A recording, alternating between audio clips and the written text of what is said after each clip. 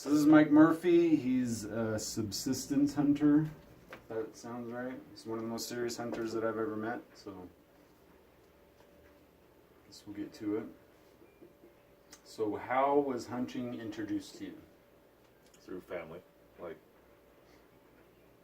you come just from like my- a long line of hunters? yeah, Or? my uncles, my family that grew up in Montana, they basically did it for income. They were farmers, so they, or not income, but for, hey, we've got to go hunting so we can fill the freezer. So then they taught my dad, my uncle, my dad's brother.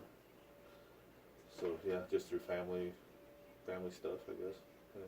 My dad's the one who introduced me to it. So.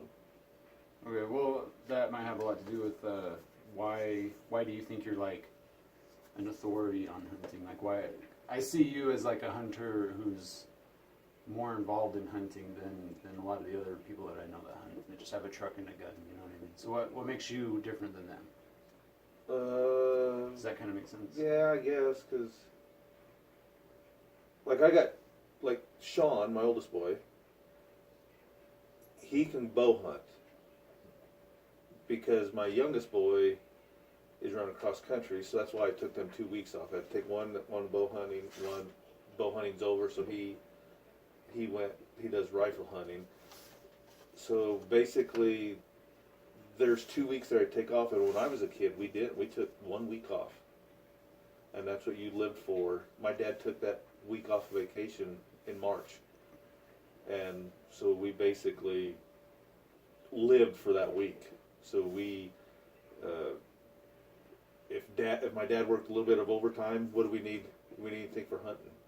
Hey, we probably got to get let's get some more knives. You know, another knife. Let's get a really nice bone saw. Let's do.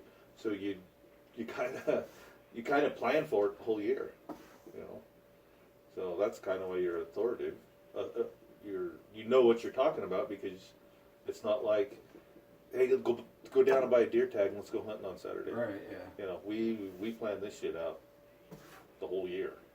I mean, we talk about it 4 nights a week at dinner or whatever. Hey, what do you want to do next year for hunting? Let's do this. Let's Really, do this. like all year? Oh yeah. Oh wow.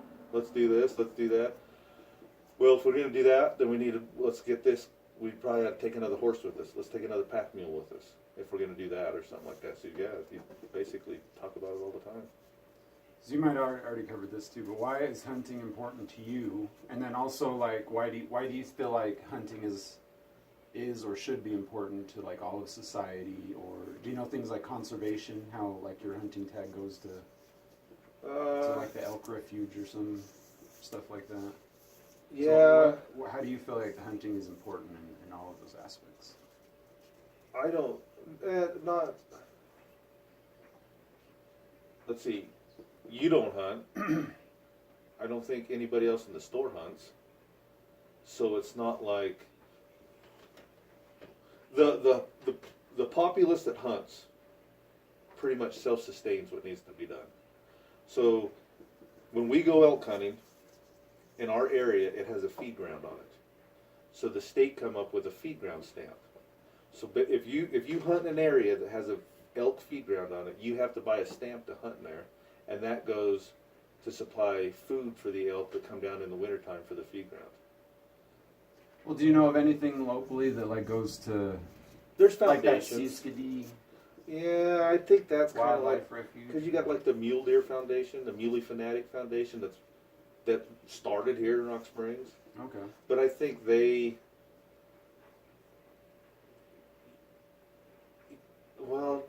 now you're gonna cross the line into government stuff because they should have part of the say in it because they're game wardens, Forest Service, blah blah blah. They should help out just as much as anybody else. But as far as because I don't give any money to the Mule Deer Foundation, I don't go down there and buy a $100 dinner plate and just sit there. They give away great prizes and stuff like that, but I figure with me buying my license, feed ground, conservation, you have to, I don't care if you fish, hunt, go rabbit hunt, whatever, if you're out in the field with hunting or fishing, you have to have what's called a conservation stamp. And so that goes in for that conservation. Whether I guess it's, hey, we need to do some burns or something like that or whatever. So, but I think it doesn't need to be important to you. I don't care if you hunt. I don't care if anybody else goes hunting, because the people that do it on a regular basis pretty much help themselves, help ourselves. Okay. Yeah. That was really good. What resources do you get from hunting? Like, obviously meat. Right. And is that mainly like what you focus on? Or do you get anything else? Or? No, that's all we just go. We don't. There's no money in the hide anymore, so it's not like you can bring it down and take it to Rock Springs Hide and Fur, and they'd pay you for it. They don't do that no more. And I'm sure there's some place that these now. That's a resource, because that right there, I think, say they're selling elk antlers for $20 a pound.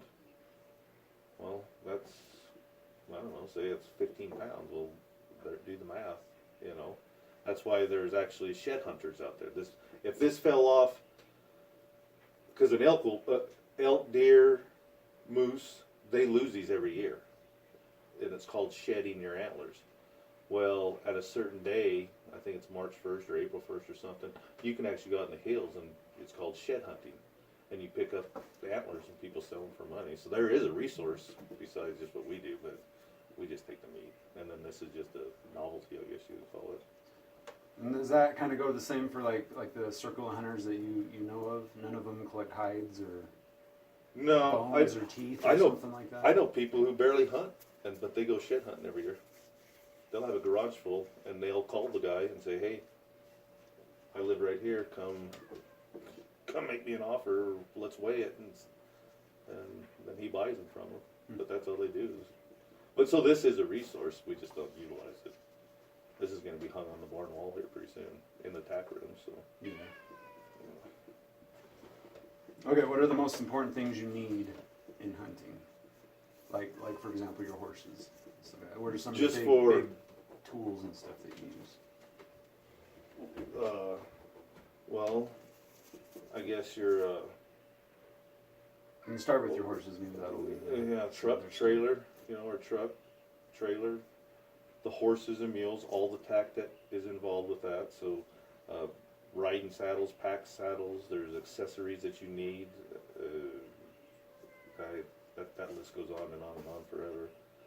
And then, of course, your weapons, knives, safety equipment. This is safety equipment. This is what, when he killed this elk, we tied these to trees and made a trail house, and it's called flagging. So you walk back in to get your elk and everything. So they're just safety materials, clothing. You don't go up there in a t-shirt. You got insulated stuff and everything. But for our part, truck, trailer, and horses, if you got that, you're pretty much, for us, we're pretty much there. Then it's just buying groceries and things like that. So.